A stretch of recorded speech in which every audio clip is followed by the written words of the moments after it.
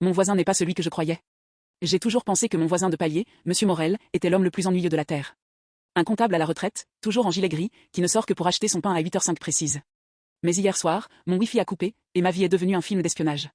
Tout a commencé quand ma box a grillé en plein milieu d'un film. En attendant le technicien, j'ai cherché un réseau ouvert. C'est là que j'ai vu un signal ultra puissant nommé Reço Surveillance B4. Le B4, c'est mon appartement. Intrigué, et un peu doué en informatique, j'ai réussi à me connecter.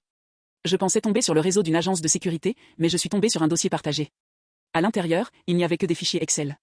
Je les ai ouverts. Mon sang s'est glacé. C'était mon emploi du temps, noté minute par minute, depuis 3 ans.